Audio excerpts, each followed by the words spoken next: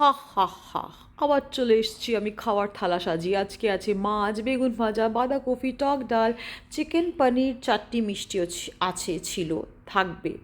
সবসময় বাঙালি খাবার এইসব থাকে। বাট আমি আজকে মেনলি ইন্টারেস্টেড খাওয়ার জন্য হচ্ছে এই মাছটা। এই মাছটা দেখে আমি রিমাকে বলে দিয়েছিলাম, রিমা আমি কিন্তু 2 পিস আগেই নেবো, তুই যাকে যা দিচ্ছিস দে।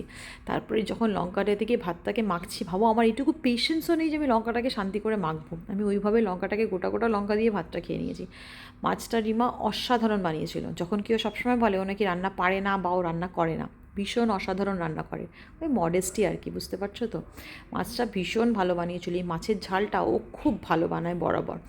মানে মাছটা খেয়ে মনটা একদম তৃপ্তি হয়ে গেছিলো। আর আরও বেশি তৃপ্তি কী খেয়ে পেয়েছি জানো?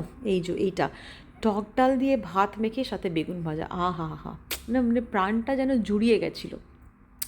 দারুণ সব রান্না করেছিল। পরে মিষ্টি চাটনি সব খেয়েছি, বাট আর ভিডিও নেওয়া হয়নি। দারুণ একটা দুপুর কাটালাম রিমার বাড়িতে।